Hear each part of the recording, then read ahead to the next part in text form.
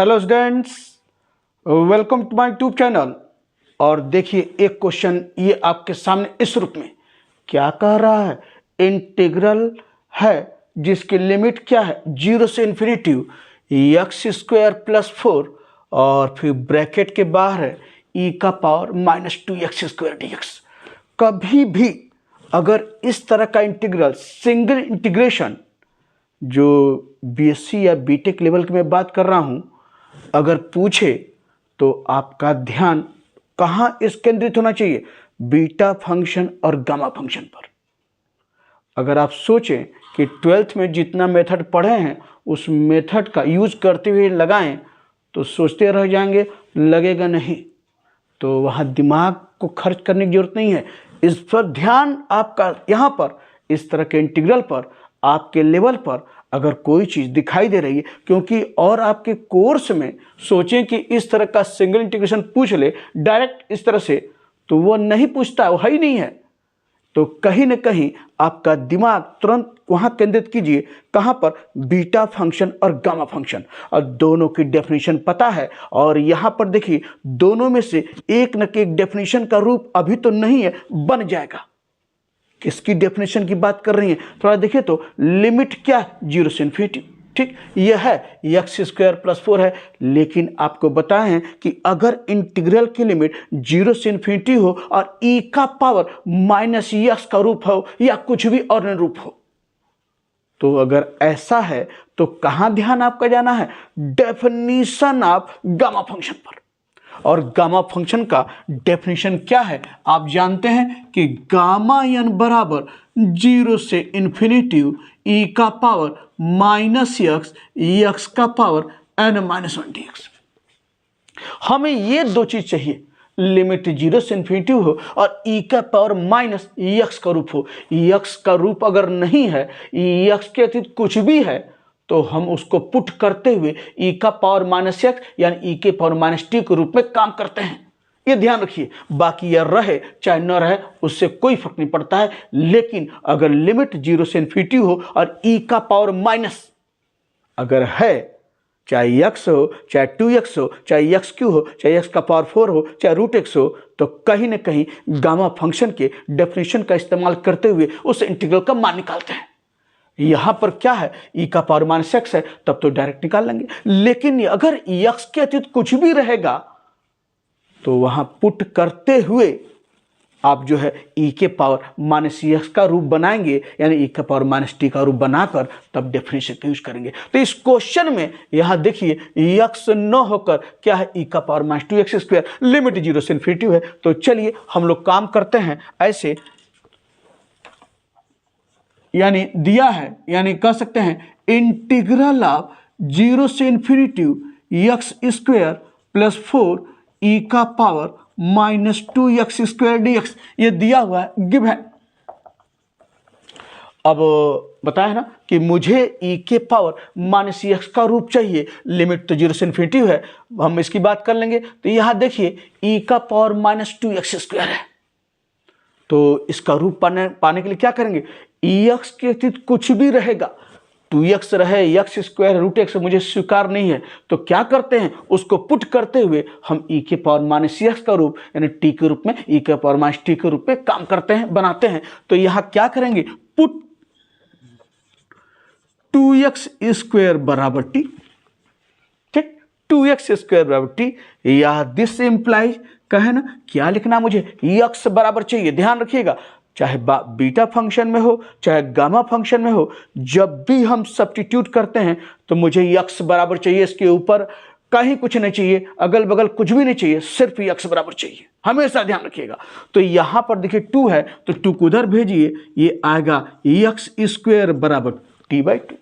अब फिर देखिए x के ऊपर अभी है, x के ऊपर ये बोझा लदा हुआ है, इसको सामने वाला ट्रांसफर कीजिए, तो यह 2 को इधर भेजेंगे तो क्या होगा, t/2 और 2 इधर जाएगा 1/2 होगा ना, यानी x बराबर t/2 और ये आया 1/2। आप इसको लिख सकते हैं ऐसे, दिस इंप्लाइज x बराबर यह 1/2, इसको ऐसे कर लीजिए, t का पावर 1/2 और ये हो गया आपका 2 का पावर 1/2, यह 2 का पावर 1/2 अलग अलग कर दिया, क्या दिक्कत है, टी का पावर 1/2 और 2 का पावर 1/2, या दिस इम्प्लाइज कह सकते हैं यहाँ पर ऐसे लिख रहे हैं x बराबर ये हो गया 1/2 का पावर 1/2, यानी कितना हो 1/√2, यही हुआ ना, यानी 1/2 का पावर 1/2 √2, और यह है आपका t का पावर 1/2। अब सब्स्टिट्यूशन में हमको dx भी चाहिए ना, तो डिफरेंशिएट कर दीजिए, दिस इम्प्लाई dx बराबर 1/√2, और यह क्या होगा 1/2 t का पावर 1/2 - 1 dt, पता है ना, यानी x का पावर n का फॉर्म है। तो इसको और ध्यान रखिए, जब भी बीटा फंक्शन गामा फंक्शन का डेफिनेशन यूज करते हैं तो -1 मुझे चाहिए, और देखिए यहाँ -1 चाहिए, तो यहाँ जो -1 बना हुआ है उसको बनाए रखिए, उसको मत डिस्टर्ब कीजिए।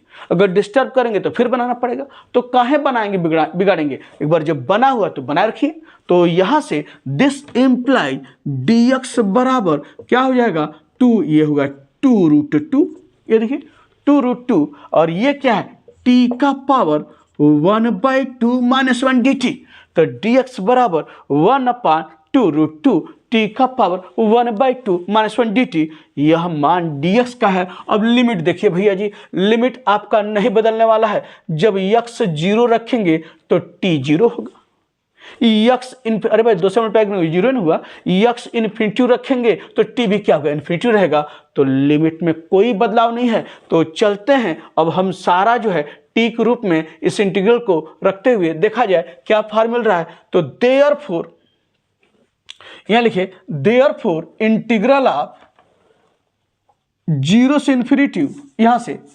देयरफॉर इंटीग्रल ऑफ 0 से इन्फिनिटी x² + 4 e का पावर -2x² dx बराबर, लिमिट तो वही रहेगा 0 से इन्फिनिटी, और x², देखिए x² का मान t के रूप में क्या है, ये है भैया t/2, ठीक, और ये है आपका +4, ये हो गया, और e का पावर -2x², e का पावर 2x² क्या पुट किए t, e का पावर -t आपके सामने, और dx के स्थान पर ये है 1/2√2, तो ये भी तो लिखेंगे ना, तो 1/2√2, तो 1/2√2 आप बाहर कर लीजिए, 1/2√2, ये तो बाहर हो गया कांस्टेंट, यानी देयरफॉर यह बराबर, यहां मैं लिखता हूं बराबर, यह है 1/2√2, और फिर क्या है t का पावर 1/2 - 1 dt, यानी यह इंटीग्रल बराबर, फिर से देखिए बराबर क्या लिखे हैं, यह लिमिट तो नहीं बदलेगी, अभी दिखा है 0 से इन्फिनिटी, और ये देखिए x² का मान क्या है t/2, यहां लिखा है +4 आपका ही है, और ब्रैकेट बंद e का पावर -2x², 2x² क्या है t, ये लिखा, और dx के स्थान पर 1/2√2 एक कांस्टेंट बाहर किया, और t का पावर 1/2 - 1 dt, अब मैं सब मिटाता हूं। तो अब ये लिखने के बाद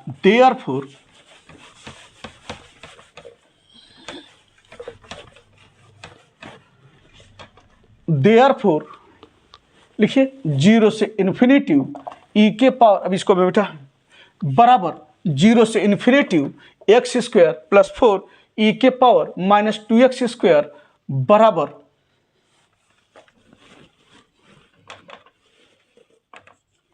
बराबर यहां चलिए, अब ये लाइन के बाद यह लाइन लिख रहे हैं, तो देयरफॉर आ गया लेफ्ट हैंड साइड। अब बराबर इधर देखिए, तो ये आपका है इस हिस्सा, तो एक काम कर लेते हैं, यह दोनों है, दोनों को 2 हिस्सों में तोड़ लिया जाए, क्या तोड़ लीजिए, 2 हिस्से दिख रहे हैं, तो अगर तोड़ते हैं तो बराबर यहां देखिए क्या मिल रहा है कि यह पहला हिस्सा ये है, यानी 1/, ये है 2√2, ये तो बाहर है, ठीक, और 2 यहां पर भी दिख रहा है 1/2, इसको बाहर कर लीजिए, ये 1/2 ये भी बाहर कर लिया, और लिमिट क्या है यहाँ पर 0 से इन्फिनिटी, ये तो है ही है, और यहाँ क्या मिल रहा है t, ध्यान देखिएगा, ये है t, और ये क्या है e का पावर -t, और फिर क्या है t का पावर 1/2 - 1 dt, ये देखिए पहला हिस्सा, यानी 1/2√2, ये है 1/2 कांस्टेंट बाहर किया, और ये है t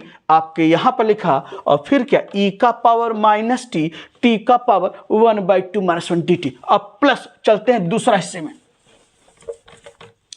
प्लस फिर यहाँ पर भी दूसरा हिस्सा 1/2√2, ये तो होगा ही। और देखिए 4 है, 4 कांस्टेंट, इसको बाहर कर लीजिए, ये 4 कांस्टेंट है। और फिर क्या होगा लिमिट 0 से इन्फिनिटी, और ये है e का पावर माइनस टी और t का पावर 1/2 - 1 dt, ये आपके सामने है। तो थोड़ा सा आप ध्यान दीजिए, अभी सब चीजें स्पष्ट आपको दिखेंगी। और बराबर ये देखिए 1/2 यानी ये क्या हो जाएगा 1/4√2, 1/4√2 ये हुआ। और थोड़ा देखिए तो 0 से इन्फिनिटी है, और यह e का पावर माइनस टी है। और यहाँ देखिए t यहाँ है, t यहाँ है, दोनों को मल्टीप्लाई करेंगे तो घातें जुड़ती है ना, तो बिल्कुल जुड़ेगी। ये t है तो यहाँ पावर 1 है, इसको अगल रख लीजिए बगल में। और ये क्या है +1/2 और -1 dt। यानी अगर हम भाई, ये तो आप समझ रहे हैं ना कि अगर चाहे बगल में लिखें तो मल्टीप्लिकेशन में तो यही होगा ना, t इंटू टी का पावर 1/2 - 1, दोनों का बेस 1 है तो घातें जुड़ती हैं। 1 अब ये 1 है तो 1 + 1/2 - 1, -1 नहीं डिस्टर्ब कीजिए, क्योंकि ये मुझे डेफिनेशन का यूज करना है। अभी दिखाए हैं किसका, गामा फंक्शन का, तो वहाँ पर t का पावर n-1 है, -1 रहता है, इसलिए हम इसको बनाए में डिस्टर्ब ही किए हैं। तो ये आपके सामने, और बराबर यहाँ देखिए तो प्लस ये आपका जो है ये 2 से 4 ये कैंसिल हुआ, और यहाँ पर क्या मिल रहा है आपका, यानी 2/√2 आपके सामने, 2/√2। और 2/√2 है। और आप चाहें तो एक काम और कर सकते हैं, चलिए एक लाइन अगले लाइन में कर देते हैं। यह है 0 से इन्फिनिटी, और यह है e का पावर माइनस टी, t का पावर 1/2 - 1 dt, ये बना हुआ है, डिस्टर्ब नहीं करेंगे। अब एक लाइन आप आगे लिखिए, देयरफॉर क्या हो जाएगा बराबर ये देखिए 1/4√2 और 0 से इन्फिनिटी, यह है e का पावर माइनस टी, और ये देखिए तो ये हो गया t का पावर 1 + 1/2, कितना हुआ t का पावर 3/2 और -1 dt। और यह है 2 और एक, तो यह 2/√2 है, तो 2/√2 अगर इसको हम अगर सिंप्लीफाई करें तो ये क्या आएगा आपका जो है √2 हो जाएगा, ठीक, √2 × √2 यानी √2 ये हुआ। और ये अभी साथ लिखेंगे 0 से इन्फिनिटी e का पावर माइनस टी, t का पावर 1/2 - 1 dt। अब देखिए दोनों फॉर्म बना हुआ है किस पर, डेफिनेशन ऑफ गामा फंक्शन के रूप पर। और क्या है डेफिनेशन, फिर आपको जिक्र करें, यानी यही पढ़ें, गामा n बराबर 0 से इन्फिनिटी e का पावर माइनस टी, t का पावर n-1 dt, यही है। और सब देखिए लिमिट 0 से इन्फिनिटी e का पावर माइनस टी, अगर इससे कंपेयर करें, यानी इससे, यानी पहले इसको जो है 0 से इन्फिनिटी e का पावर माइनस टी, t का पावर n-1 है, तो गामा n, तो यहाँ e का पावर माइनस टी ही है, लिमिट 0 से इन्फिनिटी, t का पावर n यानी क्या स्थान क्या है 3/2 - 1, जब n है तो गामा n है, और यहाँ 3/2 तो क्या होगा गामा 3/2, ये आपके सामने और दिखा देंगे सिंस गामा n बराबर इतना। और प्लस यहाँ भी आ जाइए √2, और फिर देखिए 0 से इन्फिनिटी e का पावर माइनस टी, कंपेयर कीजिए तो यहाँ पर n बराबर क्या दिख रहा है, यानी 1/2, तो क्या मान हो जाएगा गामा 1/2। और जरूर दिखाइए यहाँ पर सिंस गामा n बराबर 0 से इन्फिनिटी e का पावर माइनस टी, t का पावर n-1 dt, तो यह आपके सामने इस रूप में आया। एंड देयरफॉर अब आगे हम लोग थोड़ा और सिंप्लीफाई कर सकते हैं क्या, तो कर लिया जाए।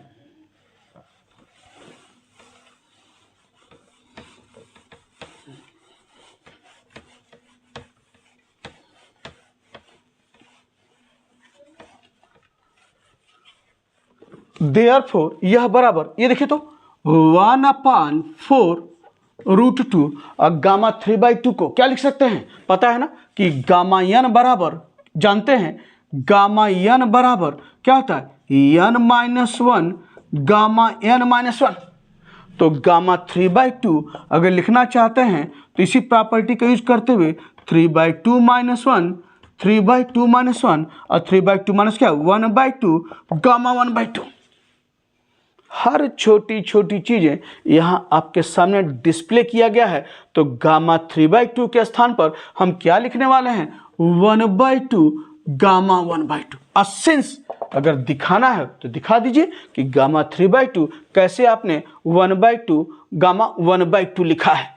तो यह हो गया प्लस, ये तो √2 ही है यहाँ पर, और ये क्या है, गामा हाफ आपका यहाँ पर, ठीक। और यहाँ से हम लोग थोड़ा सा और सिंप्लीफाई कर सकते हैं, तो देयरफॉर क्या हो जाएगा,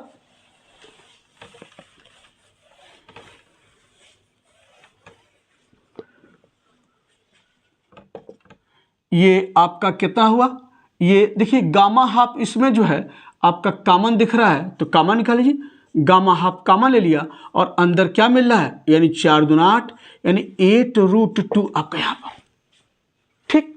और ये है आपका √2 यहाँ पर, और बराबर गामा हाफ क्या होता है जानते हैं, गामा हाफ होता है √π, और इसको अगर हम लोग थोड़ा सिंप्लीफाई करें 8√2 एलसीएम ले लीजिए, तो ये कितना हुआ 1 और प्लस 8√2 यानी 8 × 2 हुआ, √2 × √2 और कितना यहाँ पर बराबर क्या हुआ, देयरफॉर यानी क्या है, इंटीग्रल ऑफ 0 से इन्फिनिटी x² + 4 e⁻⁻2x² dx बराबर, देखिए 8 दूनी 16, अभी लिख लेंगे इसको, 8 दूनी 16 17, कितना हुआ 17/8, और ये क्या है आपका √2, और ये है आपका क्या है √π आपके सामने, तो 17/8 √2 और यह है √π, यही क्या है इस इंटीग्रल का मान है। तो समझ में आया है कि कैसे हम लोगों ने इस इंटीग्रल को एवैल्यूएट किया है, बाय यूजिंग गामा फंक्शन। तो एक बहुत अच्छा क्वेश्चन का समापन शानदार ढंग से